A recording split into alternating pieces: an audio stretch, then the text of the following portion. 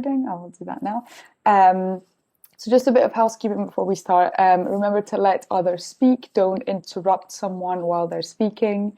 Also, turn your camera on if you can, just because it's nicer to see everyone's faces. But if you're not comfortable with that, that's absolutely fine. And remember to mute yourself when you are not speaking, just so that there's no background noise, which might disrupt the meeting. And just generally respect one another. So the agenda for today is, well, quickly a welcome from myself, from ENSA, and then second part of the meeting, you will hear from the student funding team about how you can apply for funding and what different types of funding, of grants, of loans are available to you.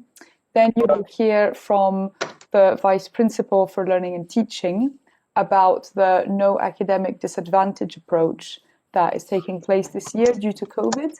And she will also be talking about what the university might look like and what university life might be like in September, at the beginning of the year. And then after this, you'll hear from the mental health team at Edinburgh Napier about how the mental health services work and how you can refer yourself to any of these services. And at the end, you will get an update from ENSA about what we've been doing, what we've been working on, and different things that you can do as well with us. So yeah, just a little recap again. Your full-time officers for this year are Ankit, who is your ENSA president, Nikhil, your vice president for sports and societies, and myself, your vice president for reps and volunteers. And we just had elections for the next year, so that is changing in July. There will be different people. That's quite exciting. But yeah, I think now I will just pass on to the student funding team, so Clive and Letitia, for their presentation. And let me know if you'd like to share your screen or so, and I will pass you the presenter mode. I don't think I don't need to share the screen, Eloise. I'm not sure about Letitia, whether you do. Nor do I. Okay, perfect. That'll make it easier then. Great. Should we maybe just start with sort of a quick overview of where say Letitia and I sit, because we are in two slightly different teams.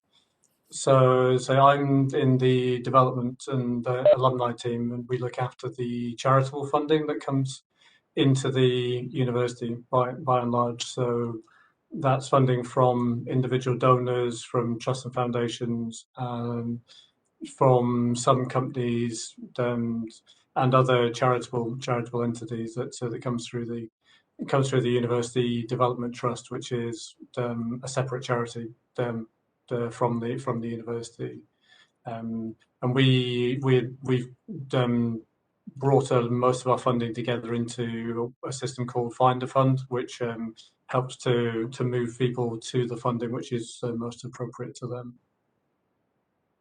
Letitia?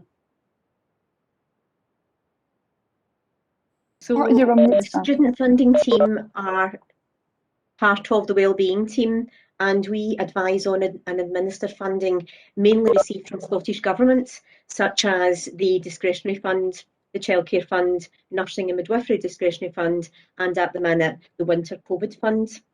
We also administer funding from some other areas within the university, such as the International and EU Crisis Fund, the Access and Merit Bursaries, and the Care Experience Bursary. All of the funding that we administer and advise on is linked to either low household income or to financial hardship. So I think the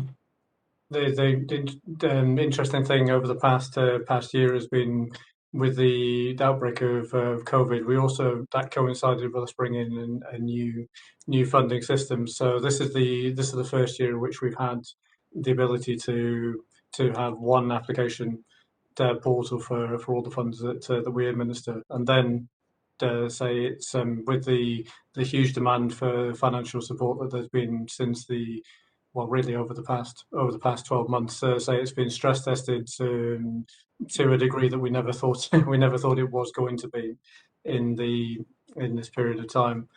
Partly that's because there's been so many different there's been so much need building up for so many different reasons, because it's also partly to do with it's the first time we've had a dedicated support fund for the EU and international students based around COVID-19 and the problems that have had there that have come through there. I don't know if it'd be helpful just to say this is just in the first portion of the year. We've recently looked through the winter COVID fund, and which was 1,367 applications came through to the fund, of which say 430 were offered scholarships in this first round.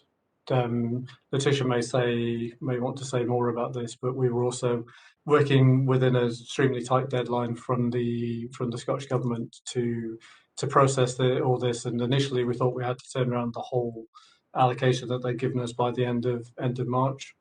They have now said that we can carry over some funding into April and trimester 3, which is good news. So it means that we will be able to offer some additional funding in trimester 3 when we come back after the break.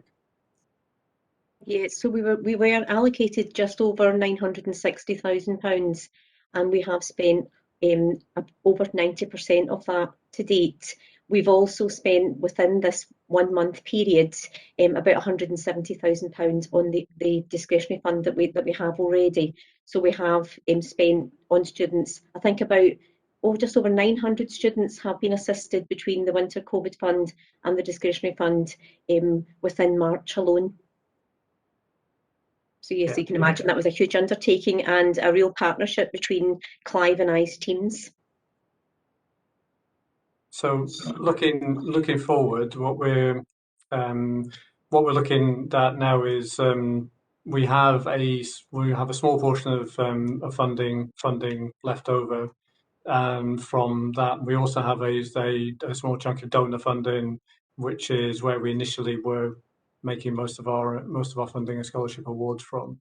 This will be accessed again through the Find a Fund application system, which means that anyone who didn't get funded this time and was declined because they didn't manage to get the required information in by the closing date will have another chance at that application. And we've got most of they won't have to complete a new form. They say most of the information will be there already. We'll just be able to tell people when it's open to be updated. In at the moment we're concentrating on making sure we get the funding out in this initial round, so that we comply with the government guidelines, and then we'll be looking at what happens in the period for trimester 3. And in the meantime, for any students who are discretionary fund eligible, the discretionary fund continues to be open, and we will continue to assess and make awards from that fund. I suppose something else which has happened in this period as well is that we've also seen the launch of the new My Napier pages on the internet. So the information that's there has been relatively recently overhauled, and say that's the main place to go and look for eligibility criteria and the different links to get to how you apply to the funds that are available.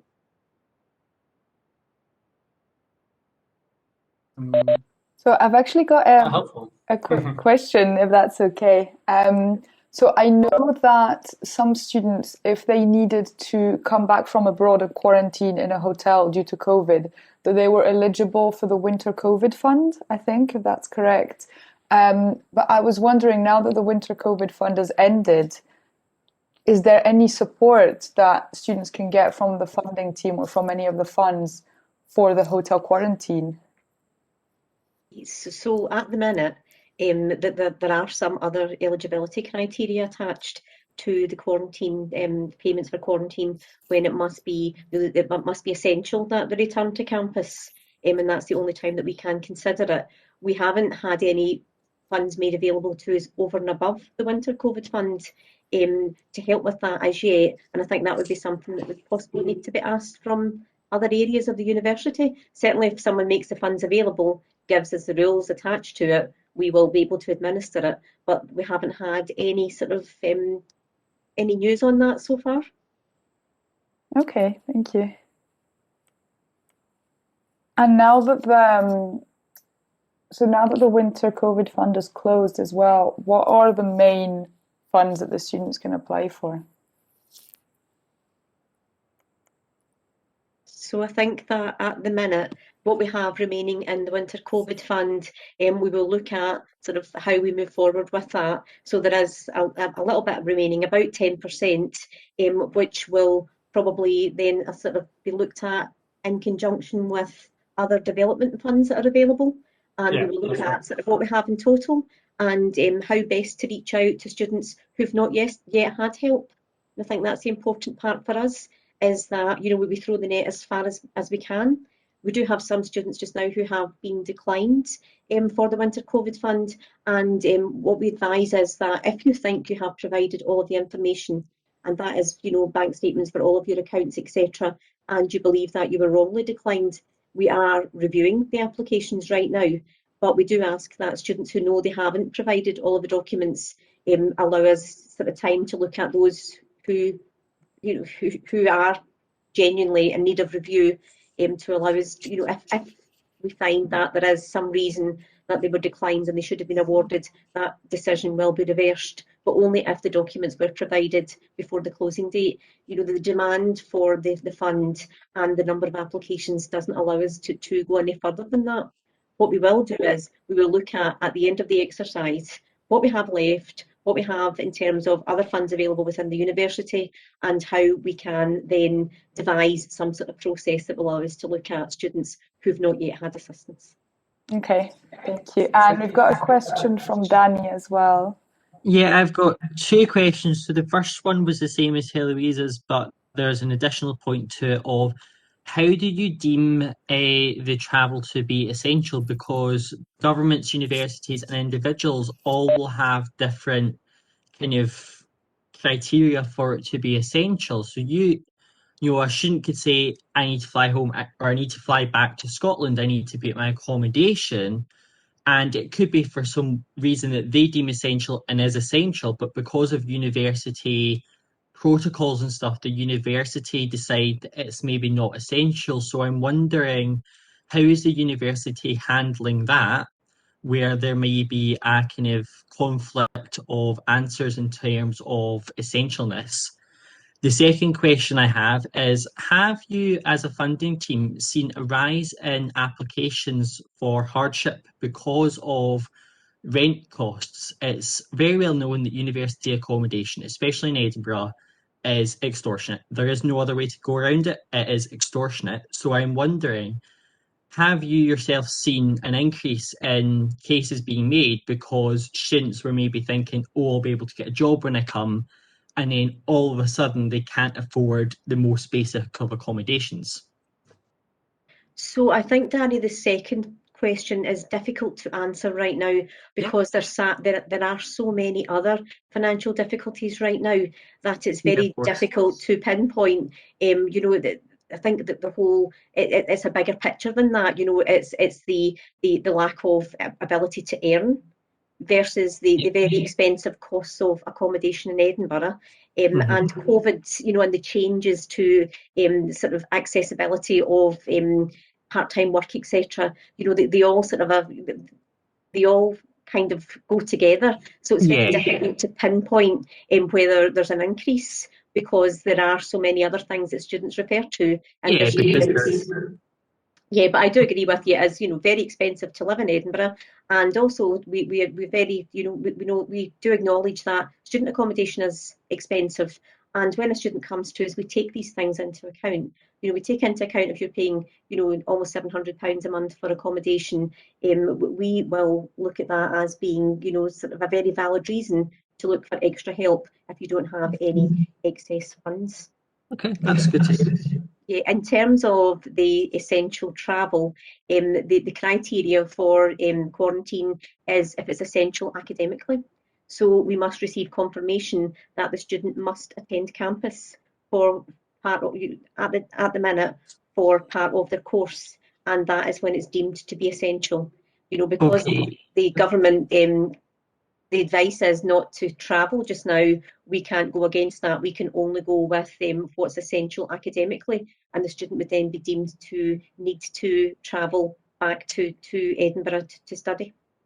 Okay, so under the current protocols and guidance, if a student, say, in somewhere in Europe, has to come back to Scotland because it's not really the best for their well-being to be at their home nation, you're saying that the protocols are telling you you have to reject that application. We would not be able to pay quarantine, pay for quarantine costs specifically, but if a student then, you know, we can look at it more generally. You know, if a student has to move for you know, for their well-being, for example, once again, we would have to say that Scottish Government advice is not to travel. However, if we can use, say, discretionary funds, for example, to help them to make their situation more comfortable, to take them out of, you know, whatever the situation is, we would certainly be receptive to doing that. But we cannot advise for someone to travel. Yeah, so you can't use the COVID funding to provide for the hotel, but what you can do is you can maybe go, okay, we can look at this other element of funding based on a well-being issue. Yeah, not necessarily for quarantining in a hotel, though. Perhaps if for the student, you know, for example, if they were in a situation where they were overcrowded in whatever they are outside of the country just now, we would perhaps be able to look at helping them with more suitable accommodation, something along those lines. But certainly, I think each one would have to be looked at within its own merits. Oh, but we yeah, don't no, have of a course. specific quarantine fund. Sorry, is it okay to move on to the next question just because our agenda is quite tight and we've got a few more, but thank you. So I've got another student just quickly asking, I have provided my account details since last week but have not received any funds yet. Is that normal? I would say probably yes. And because payments go in weekly runs, so I would imagine that student would be, there's one been authorised for today, so I would imagine the funding should be with them within the next day or so. Okay, perfect. That's good to know. It's due in the bank on the 1st of April. Fantastic. And I've got another question from Fern, who is asking, when will the small project fund reopen? It's actually open at the moment. So if anyone's got a small project fund, is for them for either supporting student projects or mobility. The fund is open and can be accessed by making a find a fund application for projects or mobility costs. The only thing I would say is that for anything which is mobility related, we're unlikely to be able to fund anything within this academic year, and we'll follow the Scottish Government guidelines for travel and mobility. So that goes back to the point that Danny just made about, and we discussed about travel and how how restricted that is at the moment. But for project costs, they can be applied for on a rolling basis, and so we have a panel, we have kind of panel meetings at various points to just assess the applications we've got in. Okay, great. And then just a last question from Matthew. So he's saying that another concern from some international students is that they are worried about the conditions on their visas that say no public fund, which makes some international students not apply for the fund. So Matthew's asking, are the funds given out by Edinburgh Napier considered public funds? The Winter COVID Fund is considered not to be public funds for the purposes of this exercise. So I think there was some sort of a legislation attached to it that allowed that to happen.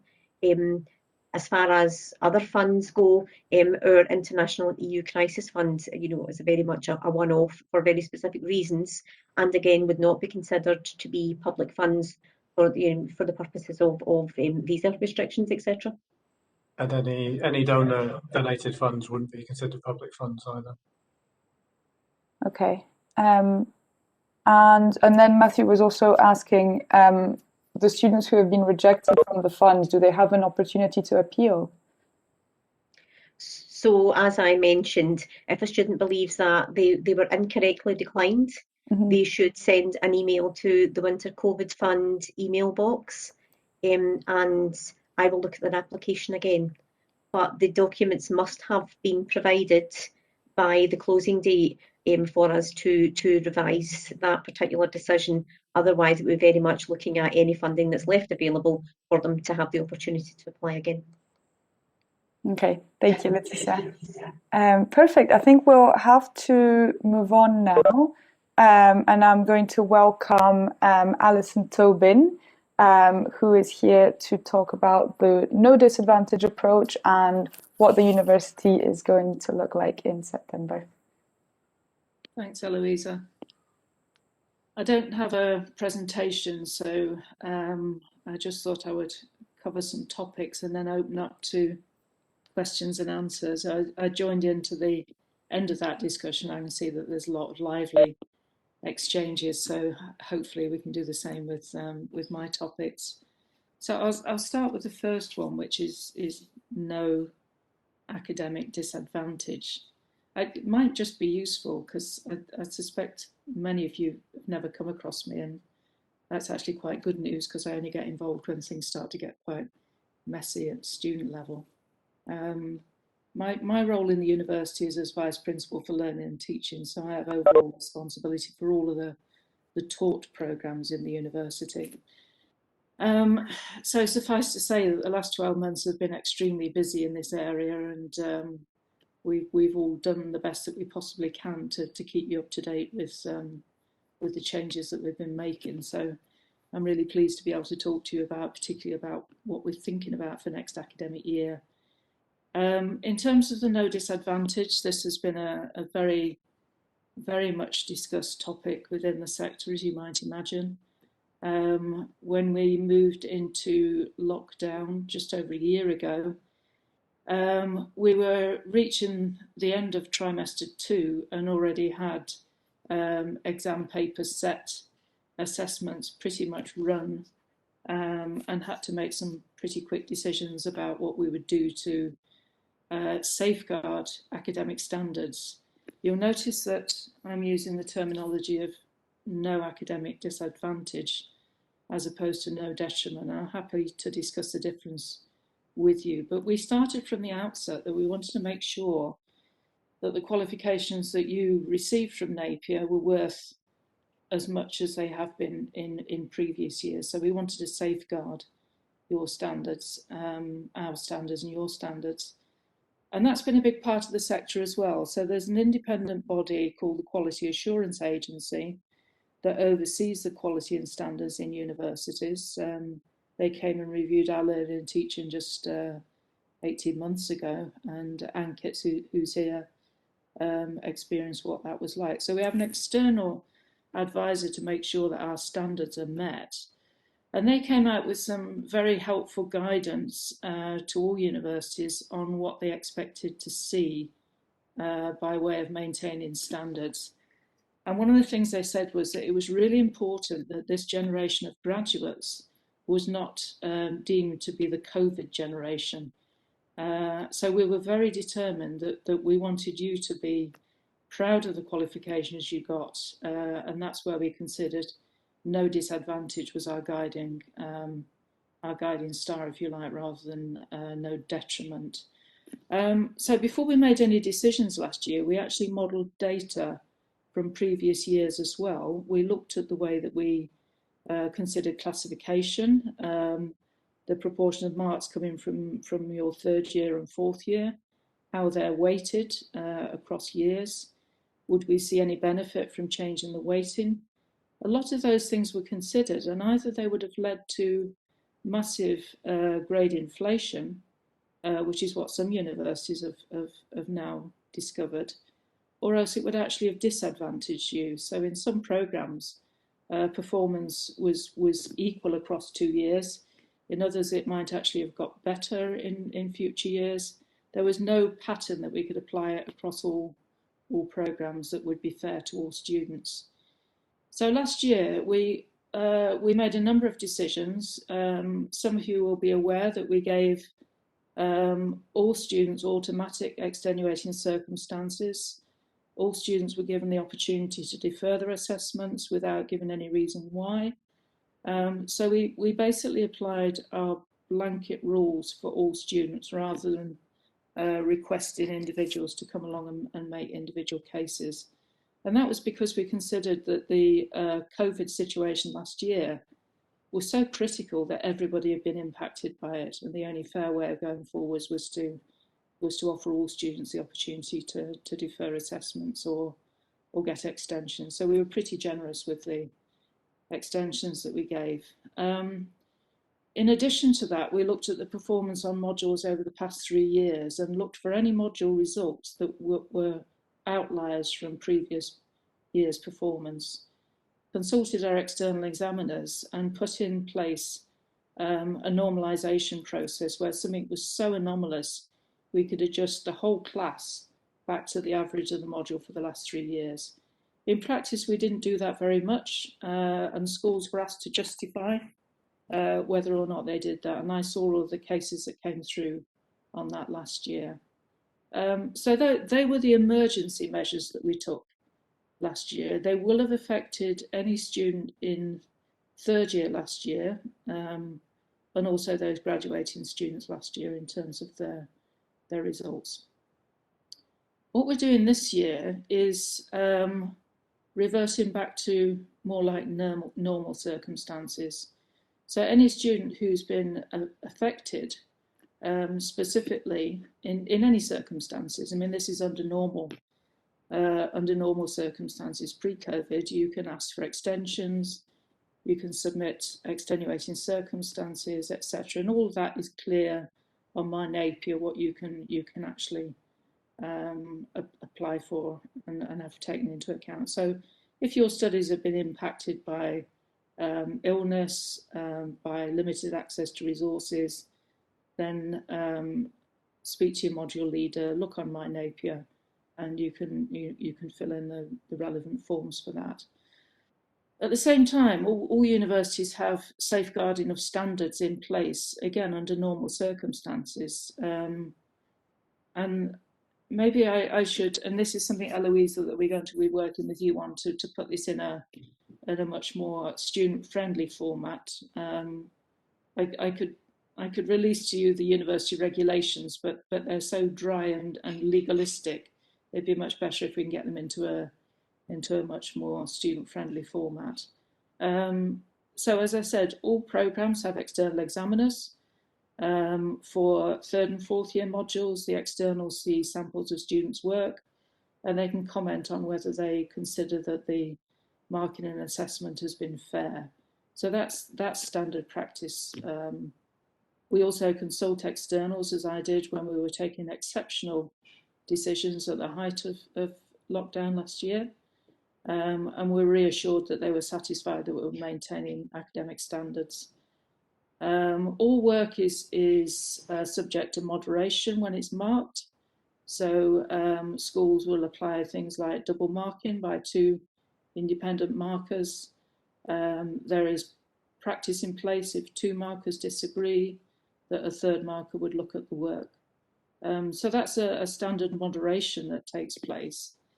And then another safeguard that we also have in place is outlying results in modules. If something has happened in the module that causes us to scrutinise it carefully and the school wants to adjust the marks, then a formula is applied and agreed and the school has to come to me to justify that decision.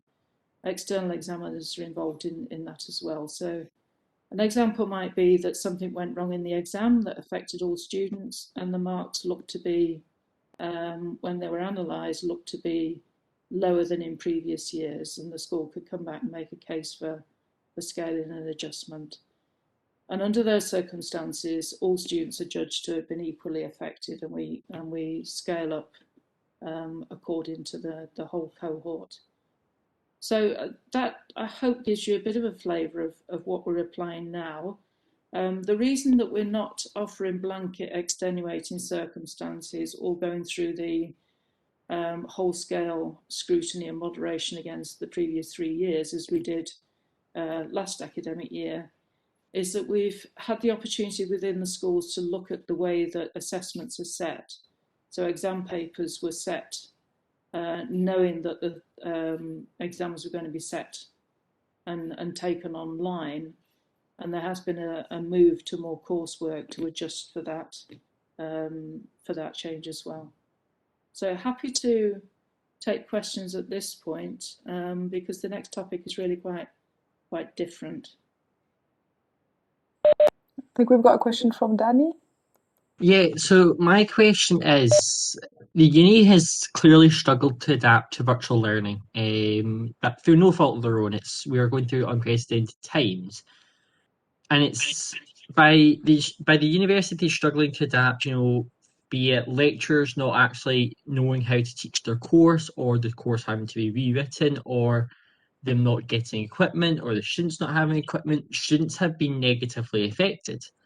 Yet the university, when it comes to marking, when it comes to assessments, they seem to expect us to remain at pre-COVID levels in terms of grades. Now, yes, you have increased coursework, you've kind of become better at doing online assessments, but I ask, why are you expecting students to remain at pre-COVID levels in terms of their ability to carry out a course through one laptop instead of, for example, I study engineering. We've not been able to have labs, and it's seriously impacting us on one of our assessments, when the uni themselves are the cause by not properly adapting to virtual learning. I think you've raised a number of issues there. I mean, I think the university has adapted to online learning. I think everybody's had to make huge amounts of changes, and we've been doing a huge amount of upskilling of staff as well. So Eloisa and colleagues will have been involved in the digital support partnership. So inevitably things are more difficult for everybody at the moment. A lot of academic staff are trying to teach while also looking after children at home. So that's been a struggle for them. So we're well aware of the circumstances everybody's operating in.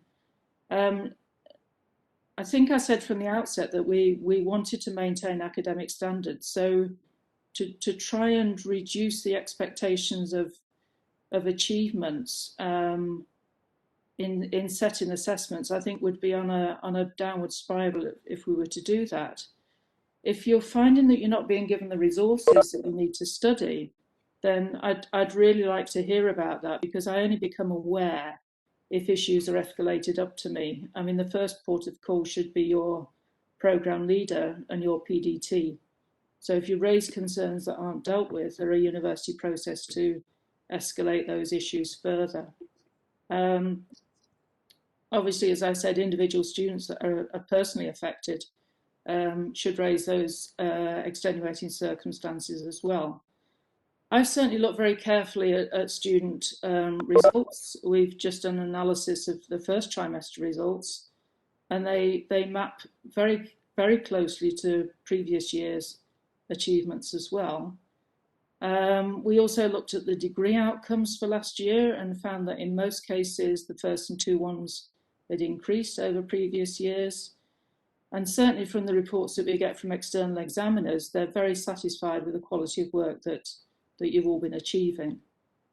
So we've been as careful as we can be to make sure that you've got the opportunities to meet programme learning outcomes and achieve the qualification that you came in for. And I guess the other thing I forgot to mention is that a lot of our degree programmes are accredited by professional bodies. They lead to professional body qualifications as well. So we have that additional scrutiny from the professional body to make sure that our assessments meet standards, and so does the work of the students. So Okay, I know no, that's the answer, yeah. but rest assured, Danny, that the work that we're doing is as careful as we can be to make sure your qualifications are valid. Okay, thank you. And I've just got a couple more questions, and then we're going to have to move on because of time. It's just quite a quick one. So one of the students is asking, the library and the Kilby are closed over Easter, just before exam session. In a year with limited access to resources anyway, why have these been closed? Yeah, they were closed for, I can't remember the opening hours now, but we did again have a long discussion about this because staff need to take some break as well. And in recognition of that, we did give all staff an extra day's holiday over Easter. You'll appreciate that universities never close anyway, so we have a lot of staff that are still working through Easter, keeping accommodation going, for example. So we had to measure up the need for staff to take a break with the capacity to keep the centres open as well. I absolutely agree students can't take a break either, but I'm also very concerned about the health and well-being of my colleagues too. I understand it's only for a few days over Easter, but rest assured we did take that decision very carefully. We also had ENSA representatives involved in that discussion. So as much as I would like to say we would keep everything open all the time, we did our best to match up staff needs with student needs as well. You should still have access to online resources through the library. The physical space, even in the Kilby, there are staff needed because we need cleaners in, we need security staff in as well. So it was a compromise between giving staff a break and keeping the facility open. Okay, thank you. I think we can move on now to the second part that you were going to talk about, Alison. Okay, goodness me, a year ago, I think we were all hoping that this would just be a couple of weeks of lockdown, then we'd be back to normal. And here we are already looking at next academic year and wondering what it's going to be like. There are a lot of discussions taking place on a very regular basis between the universities and Scottish Government. And we've been urging Scottish Government to give us clarity on what we might expect come September.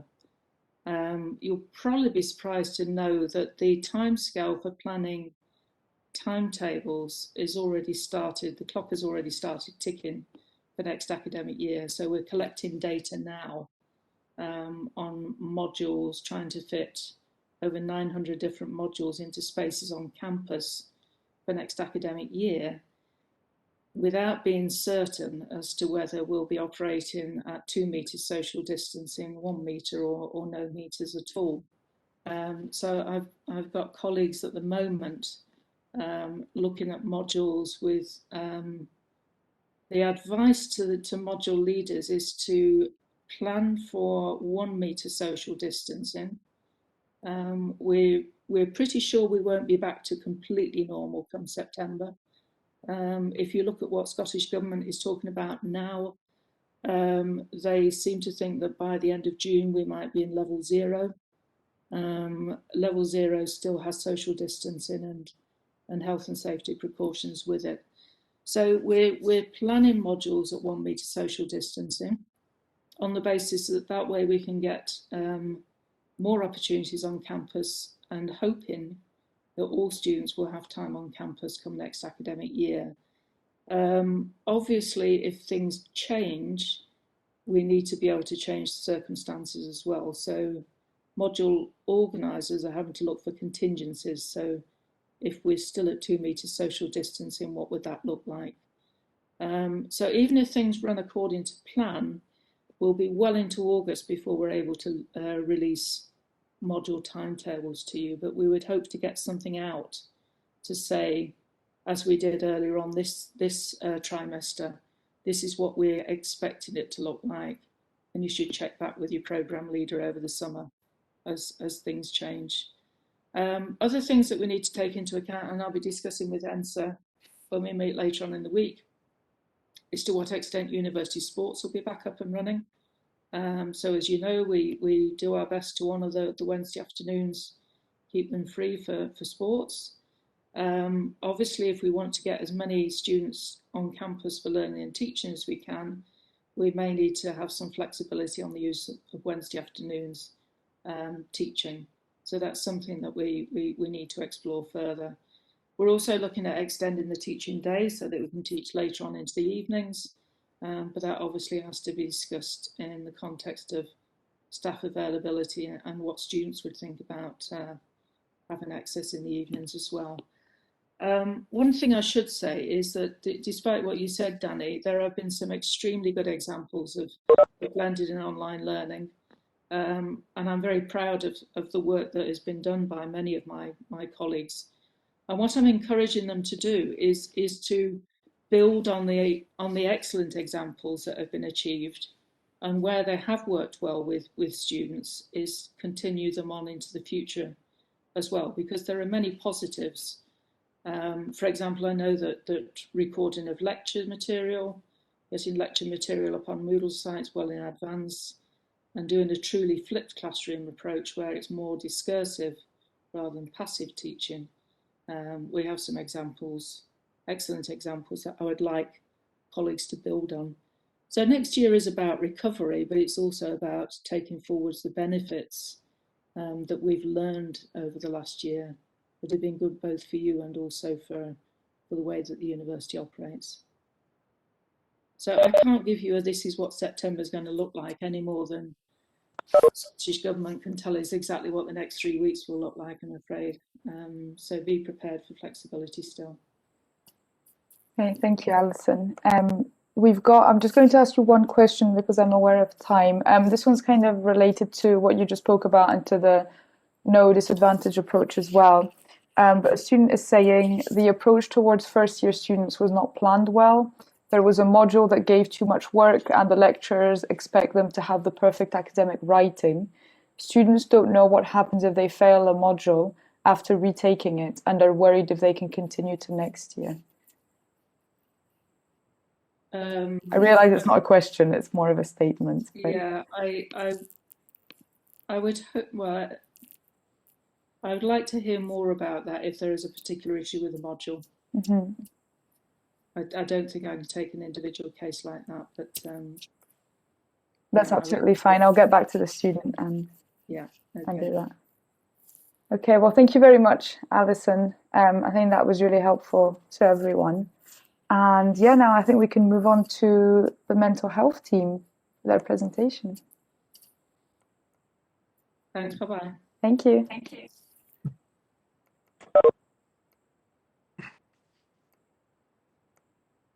Hello, everyone. Hello. I have a short presentation. Am I able to share it, or do you want me to send it to Paul to do so? You can share it. I'm just making you a presenter right now. I think I've actually sent it to you. Oh, well, I've just made you a presenter. If that's okay, you can share it yourself. Right. Unless you prefer it for us to share it for you. Would you be able to do that then? That would be easy if that's okay, yeah? That's fine. I'll pass the presenter on to Paul and I will email him the slides. So just a second.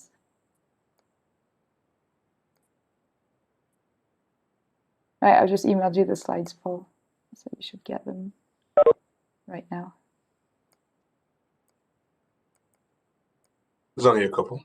Yeah, I think there's 4, is it?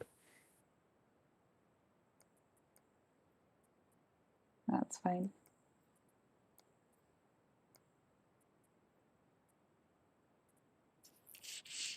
Okay, perfect. Fantastic. Over to you. Do you want to introduce ourselves, Nikki? I'm Angus, and I'm one of the mental health advisors, part of the Counselling and Mental Wellbeing team. We're going to do a very, very, very, very brief presentation. We'll be glad to know only 4 slides about the team, how to contact us, and then we're around for any questions, or I hope we can answer, or we can certainly answer out with as well if there's anything personal people want to ask us about. But certainly we'll be hanging around for any questions at the end. So.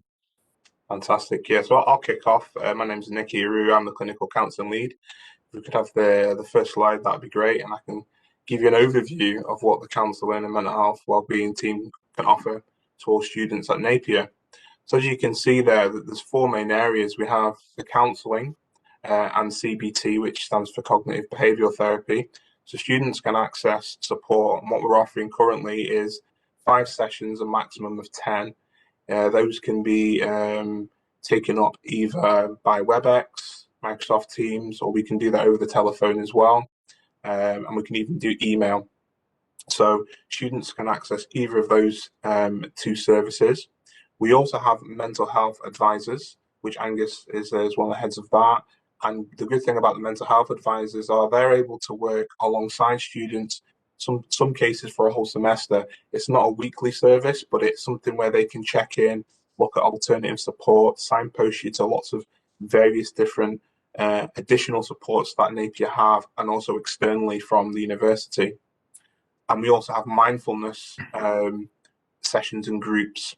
So you can see from the bottom left, we've got psychoeducational workshops, we've got wellbeing groups online. I'm going to touch on those in the next slide, Nikki.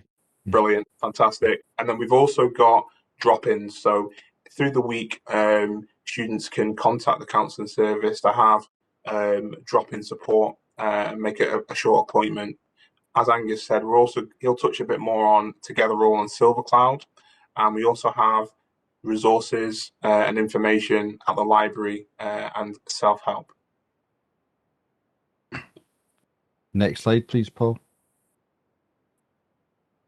This is obviously a bit more detail about the bits in the previous slide that Nikki didn't cover. So also just to make, we do drop-ins every Monday, Tuesday and Friday. Obviously slightly have to sort of make them fit the sort of modern we're distant sort of COVID rules. So people have to email, so we have that address there, so we have their telephone number, a very, very brief, outlining what the issue is, and then someone will contact them to arrange to speak to the next drop-in, and there every Monday, Tuesday and Friday.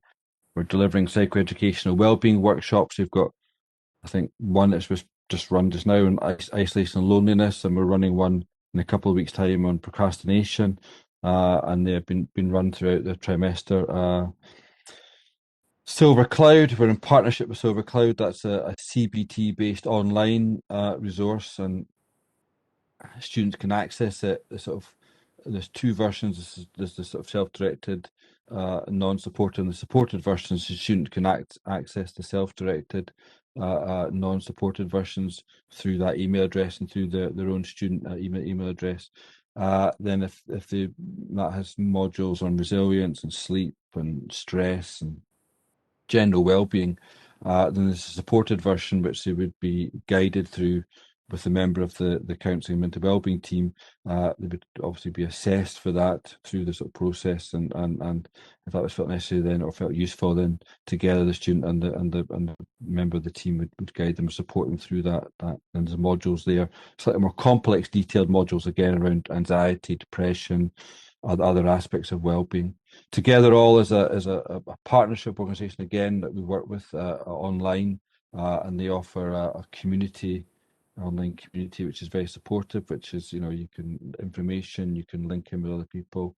They also have a 24/7 sort of monitoring service. A health professional will monitor that just in case there's anything that's disclosed or posted which might cause concern. Really useful. So a lot of students have benefited from that and got a lot from that service. We also have counselling through them, counselling sessions, and certainly last trimester and maybe this trimester, as things get very busy sometimes at particular times of the academic year, we can direct students to the counsellors there, and that obviously means that sometimes there will be less of waiting time for students to see people. Also means they're at the moment able to see students till 10 o'clock at night, and that benefits some students as well. So that's the counselling service. That's Together All, which is a really useful resource. And again, students can access that through that email address using their own student details. We do awareness raising and training for staff, which is again really useful about that kind of hopefully sort of promoting sort of positive reactions to mental well-being, reducing stigma, if, helping staff if students disclose issues, concerns, how to refer on to us, how to respond safely to students that are maybe struggling with things. And this is a relatively new post, which is across all of the Edinburgh universities, a really important post as well.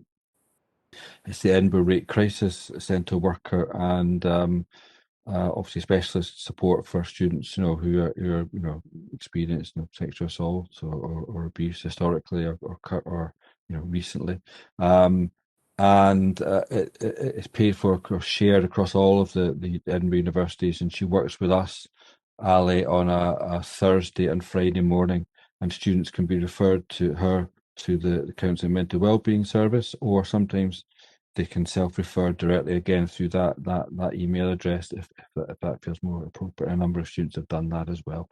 So that's the sort of additional services on top of the core services that Nikki mentioned in the last slide.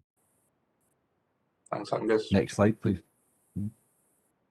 So just want to say as well that we've got further information around answers and questions that can be found on the My Napier page, and that's really useful, and really encourage students to take a look at that and familiarise yourself with that platform, because it answers a lot of the more detailed questions about what's the best type of service for me. We haven't really gone into the details of perhaps the difference between counselling and CBT, or what are the specific requirements for mental health advisors. So if you take a look along at My Napier, our sort of platform there will give you a better overview and some direct questions to some of your queries.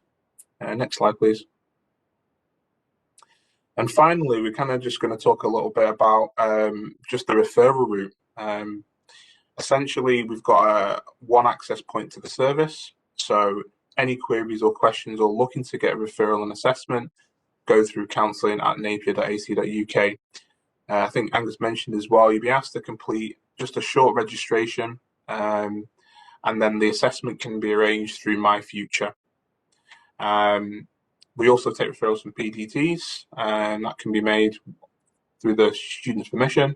And once you've had your assessment, the assessor will help you decide what's best for you, what's the best service. And at the moment, we don't have it face-to-face, but we're looking, hopefully going forward, that'll be an option that will be reintroduced. So currently it's across WebEx, telephone, or email as well.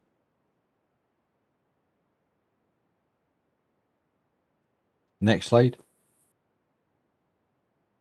Any questions? That was a very brief introductory sort of session, so I hope that was okay. But at this time of the evening, we didn't want to bombard people with lots of time having to sit in here till 6:30, so hope that was okay. But any questions or anything you'd like to ask us? No, thank you. That was really useful. So I've got a question here from Matthew. So Matthew's asking, on average, what is the waiting time for students looking to get counselling or any of your services? I'm happy to answer that. We're currently doing a really stellar job, I'd like to say. It's looking at 2 to 3 weeks at the moment, which, if you go out with the universities, if you go to your GP or private services, the waiting list, as I'm sure Matthew probably knows, can be up to several months. We've taken on additional staff, and as Angus said, we also have evening sessions now also, and there's a variety of different entry points to get counselling. So whilst you can get the WebEx direct with ourselves, the online platforms also have additional counsellors, which if you're under a certain criteria, you can also access through Together All. Perfect, thank you. It's probably worth mentioning as well that waiting time can fluctuate. Historically, times, obviously exam times, the waiting list can then pick up. There's a lot of anxiety and stress, but the time I'm giving at the moment, it's 2 to 3 weeks, is currently where we're at. But we do expect that as we get to crunch time, then we get an influx of assessments, and thus the waiting list can slightly increase. And Nikki, does that include include assessment as well, or is that following assessment? That's following assessment. That's actually to get the actual support. I mean, assessments, most students go directly through My Future and can self-book. And I don't think we've got, it's probably a week or so for the waiting list currently on that. People are getting assessed very quickly at the moment. That's great to know. I know we've got a few questions from Danny as well. So yes, mental health is a topic I am very strongly opinionated on, and I want to highlight several things you made in your presentation. So the first main thing that is quite alarming, why is there only a maximum of 10 sessions provided to a student? Because most, pretty much, I would argue, say all mental health issues, be it anxiety, depression, or otherwise, can't simply be fixed or improved in 10 sessions. You need months, if not years, of weekly sessions. I'll get to the point of the sessions aren't weekly next, but it alarms me that the uni is saying we'll give you a maximum of 10 sessions, and then I would say presumably you refer the student on to other services. Now, what that means is a student has to open up to a counsellor within the uni. They have to learn to trust that counsellor, and then 10 sessions down the line, they're referred on. They have to wait to get seen again by a different service, and they have to go through that whole process of opening up to a counsellor again. And I don't see why the uni cannot have a full-time in-house mental health service. So it's a very good question, Danny, an interesting one. There's a couple points there. The first is about the timescale, and interestingly, before I was full-time at Napier, I've done a lot of sessional work and done work at other institutions, which all deliver brief intervention. Now, one of the reasons for that is that it isn't classed as long-term counselling. So at the assessment stage, that's always highlighted to a student to say, okay, if something is far more complex, and as you said, you feel that brief isn't suitable, we wouldn't begin the service. You would from the beginning say, okay, that is the capacity of the university, and we don't have currently the capacity or the means to be able to offer perhaps throughout the 4 years of a course support for that student. The other thing to say is that what some of the support looks to do is also provide the beginnings and the starts of that support, because as you said, it could be a lifelong journey in terms of dealing with a mental health issue. So we by no means think that every student comes through our service and after 5 or 10 sessions, the problem is solved. However, what we're looking to do is begin that process. And there are the other provisions which we have, such as the Together Role and the Silver Cloud, are things you can continually engage with. The mental health advisors also are able to work slightly longer term. So whilst that one isn't weekly, you would get support, ongoing support through a semester, for example. So what we've tried to do is offer a wide range of services to perhaps the whole demographic. If you had, say, 2 or 3 people who only worked with, for let's say for 6 months, you're not going to reach a lot of students who may not actually need that amount of time. And something which is also really proven through a lot of the research is that sometimes a short intervention can be very beneficial. Often students have a lot of tools that perhaps are internal that they hadn't thought about, and that's something that we're looking to bring out and offer support.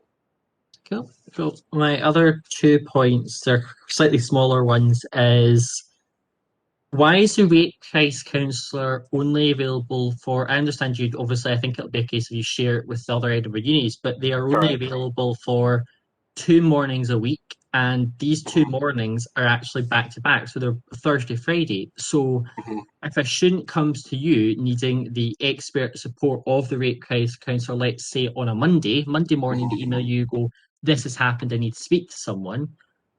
Or I imagine within the university there will be people trained in that. It could transpire that you need the expert on that case. Now, that means that student has to wait until Thursday morning for that counsellor to be available or Friday.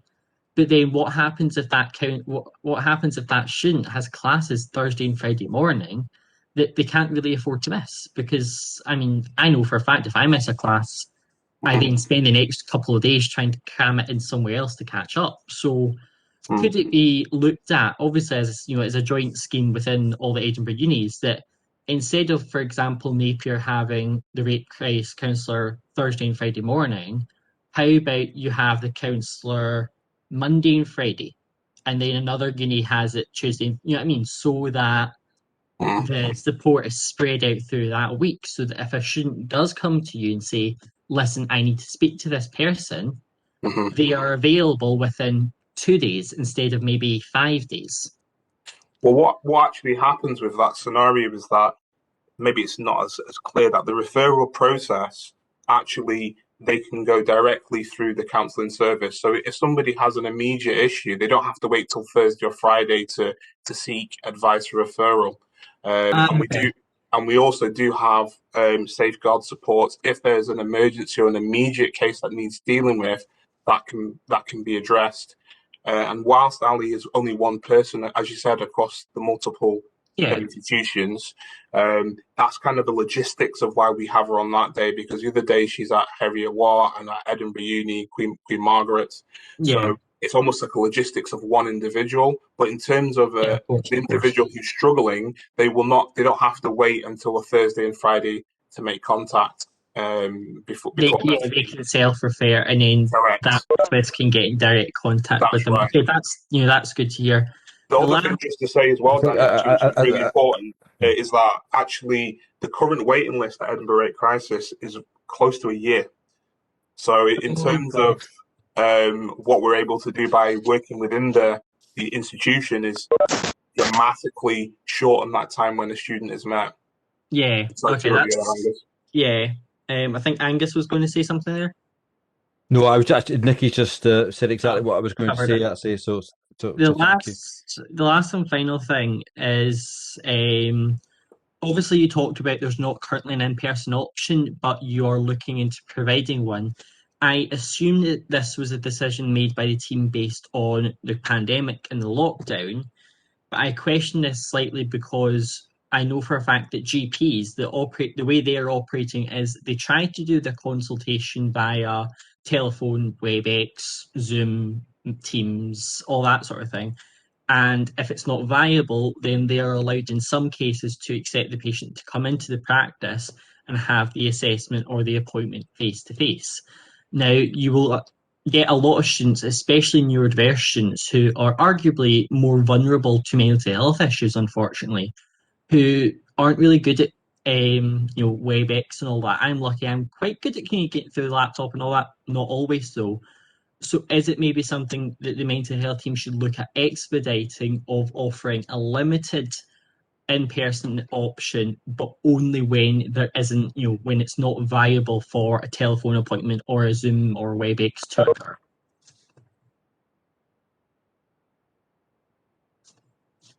Nikki, do you want to take that on, or should I? Go for Angus.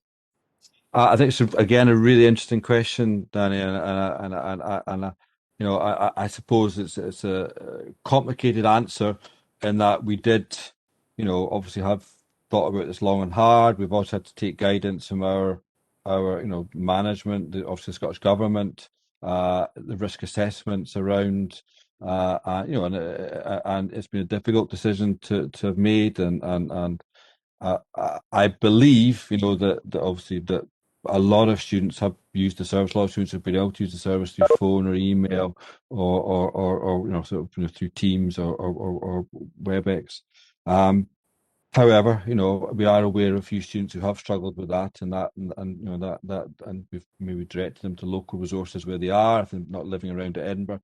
We have also agreed, certainly for this trimester, that if there's a slightly geographical element here.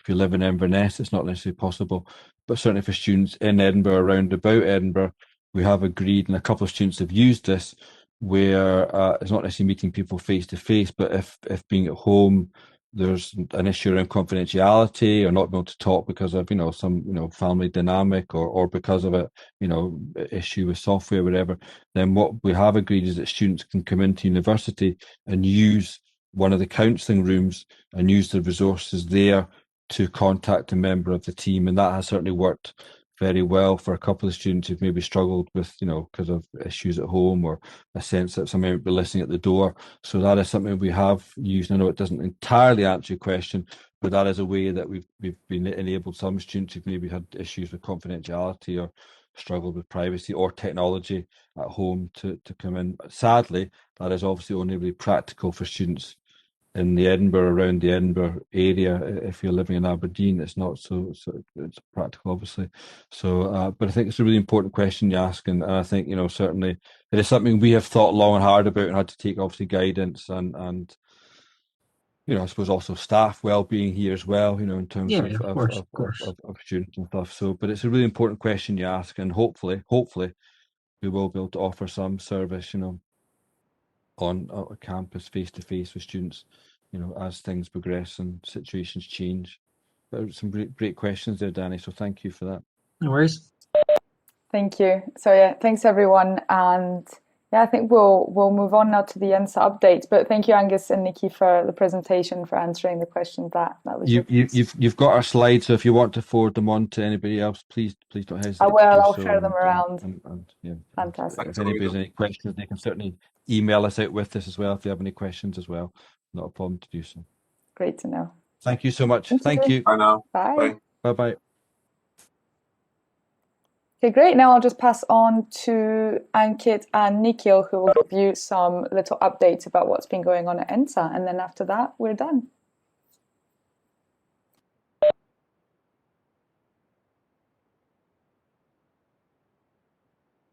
So I think it is Nikhil who is up first with these slides. So ENSA are planning to change its constitution, and for which the referendum is already online. It's been, we have made it online since December, and for us to, for our university management to approve our new constitution, we need 1,400 votes, and we have already got 1,100 votes. And if there's anyone who haven't casted the vote yet, please do cast your vote. Also check in with your flatmates, course-mates. So yeah, so that's about the referendum. The proposed constitution is on the ENSA website. You could have a look at it. Yeah. So yeah, you could check on napierstudents.com on how to cast your vote, and there's a link already on the website to cast your vote. And also you could get free Amazon vouchers in a lucky draw if you cast your vote. So yeah.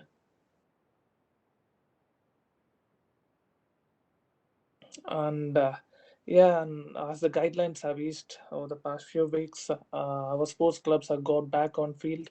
So we have got triathlon, athletics, and cheerleading, and few other clubs have got on field since last week, and they had good training sessions. And over the Easter too, few of our clubs will have the training sessions. So if anyone's interested to join them, just ping them on Facebook or check out for the contact details on the website. Obviously, you should book your slot before you appear on the field. So yeah. So that's about sport. And excellence awards, I think it's Ankit. Yeah, so the Excellence Award is an award given to students and staff, which has been nominated by students and staff. So last year we did that as well. We tried it, but because of the COVID, we couldn't do it on time. We did it after a while, after the time. But this year we are trying to do it on time. So nominations are going to be open soon, and there will be again a kind of lucky draw, which will be £100. So if you want to nominate someone, any of your teacher, any of the student who has really inspired you, who has enthusiasm, or who has really motivated you, help you in a good way, You can go to the website and check it out. What are the other nominations? What are the categories for the nomination? One of the category has been introduced, new one by Alicia, was the green art approach. So let's move to the next slide. And talking about the Scottish government funding, which has been provided by the SFC, which this was one of the campaign we had been doing, that students deserve better, and it was a joint venture with NUS, where all the national sabbatical officers get together from all the student union. We lobby the government, and in result they have given the specific part to all the student unions for health well-being of the students. And for ENSA, we got about £20,000, which we are trying to support to give it to ENSA advisors so that they can improve the service, develop online student communities, provide mental health training, and a good chunk will go to the team, Napier sports and societies, so that the COVID recovery fund can be used efficiently. Let's move to the next slide. Keep Scotland Beautiful. It was a funding provided by the Community Climate Asset Fund. The funding was about £2,600, and even our main campus and Craiglockart campus at the moment. Today we had some on-site review where we're going to put some greener approach, such as if you have seen the Lions Gate, which is just next to the library, where students go to the library, and if they want to have some break, they can go around into the garden and have some greener refreshment. There are some fruit trees, there are some lavender, some kind of herbs which give you good smell and pleasure, so that you can feel refreshed. That includes the permaculture approach, so that the on small area how you can build up a good gardening with this.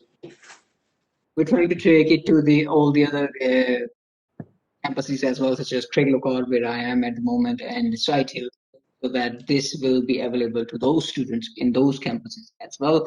Anyone would like to volunteer and want to be involved, we are looking for volunteers, so that when the equipments are going to be here, such as we are trying to put some raising beds, so we need to build up raising beds. We have ordered them. Soon delivery is going to be available here, but then we're going to with the help of the volunteers, we're going to put them, install them in the numerous places. That's pretty much for that one.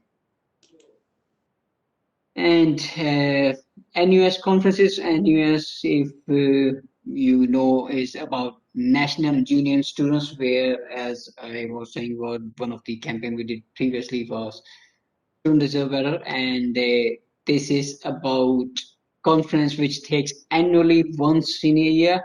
We have been to Scotland, NUS Scotland conference, and NUS national conferences lined up for the next week. But NUS Liberation Conference was new introduced last year, and we all the sabbaticals, and so it's open to students as well if you want to be delegate.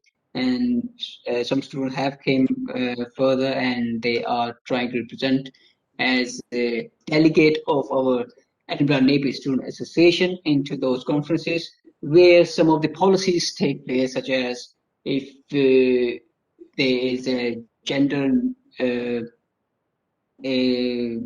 discrimination or anything like that, that could be taken as a policy. And one of that is a climate change, which has been brought up, so that there could be a greener curriculum approach into the student unions, and that can be affiliated to the universities, so that climate change can be accepted and some action needs to be taken.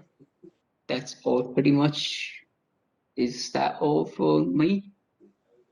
And the last one is the ENSA impact report, which we have tried from this year, an annual report which includes the information, what we have been doing, what kind of projects and the campaigns we had been doing, such as well-being, education, and representations. And there is going to be a link for NSS as well, which is National Student Survey. how your experience has been in university. I think NXS is just for the fourth year final year students who will be graduating, so they can give their views how it has been, the experience, the time they have spent in university. If there's any questions, you can ask us. You can contact us anytime through the email or social media. Link is available. And student elections, which was last week, and big congratulations to our new winners. So we'll be having a new sabbatical team. Congratulations to Alicia, who will be taking my role as a president. And this role has been now changed with the name that is President for Societies and Communities, so that the load for the sports and society can be distributed. And Emily Divine, who will be representing us for co-president for sports and well-being, and Matthew, and I think Matthew is today in this council as well, and he will be representing us for co-president for education and employability. Congratulations to all.